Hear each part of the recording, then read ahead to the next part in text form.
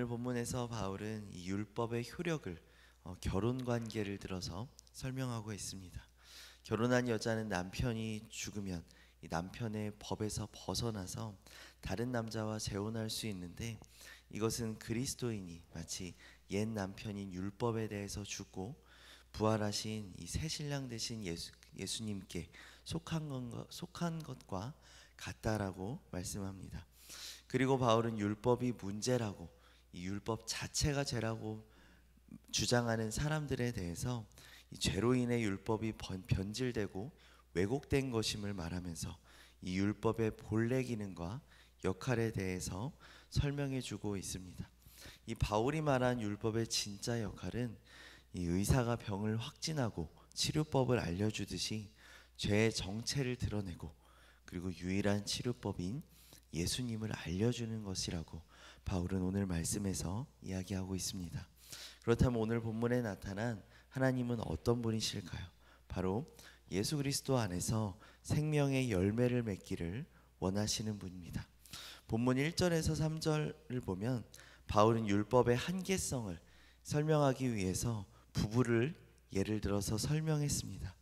결혼한 여인은 남편이 살아있는 동안 다른 남자와 살아서는 안 되지만, 남편이 죽으면 여인은 결혼이라는 이 제도의 강제성에서 벗어나기에 그때는 다른 남자와 살아도 간음하는 것이 아니고 죄가 아니라는 것입니다.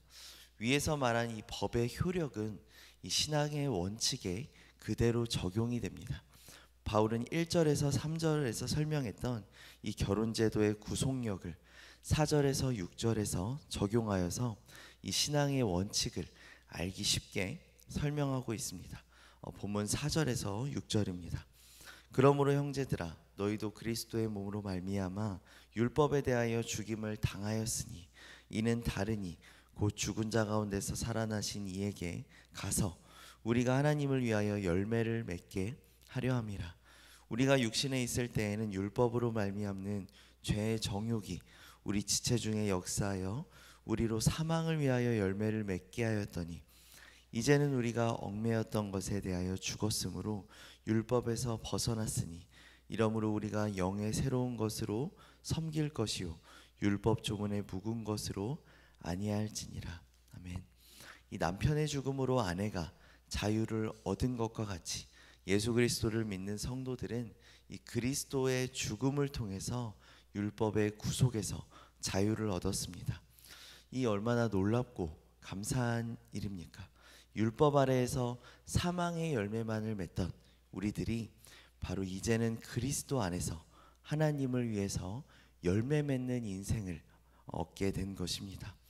따라서 우리는 오늘 말씀을 기억하면서 예수 그리스도를 떠나서는 결코 이 생명의 열매를 맺을 수 없음을 기억하고, 우리가 늘 예수 그리스도께 속하여 주님과 깊은 교제를 나누며 하나님께 대한 풍성한 영적인 열매 맺는 삶을 살아야 할 것입니다. 그렇다면 오늘 말씀의 적용점은 무엇일까요? 바로 날마다 말씀의 거울에 자신을 비춰보아야 합니다. 본문 13절입니다. 그런즉 선한 것이 내게 사망이 되었느냐? 그럴 수 없느니라.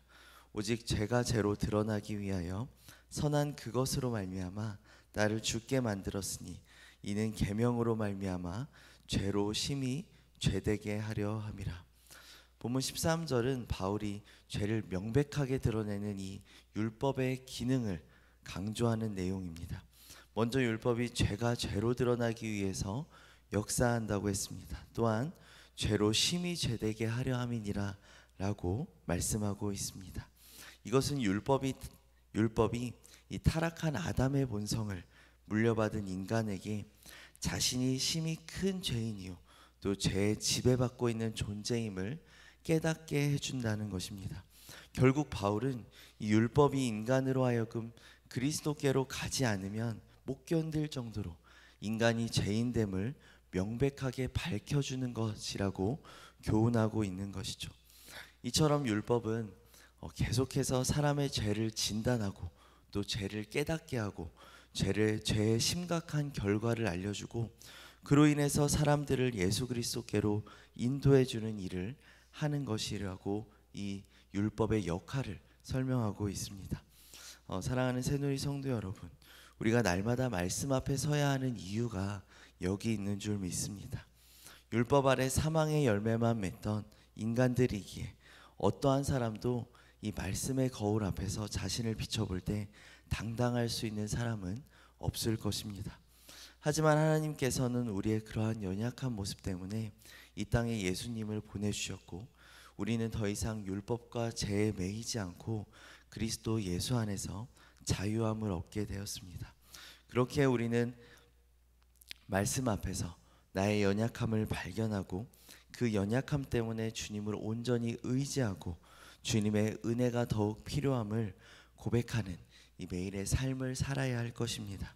오늘도 말씀 앞에 서서 주님의 은혜 없이는 단 하루도 살 수 없음을, 그리고 어제보다 오늘 더욱 주님이 필요함을 우리가 고백하며 기도함으로 나아가는 모든 새누리 성도님들 되시기를 주님의 이름으로 축원합니다.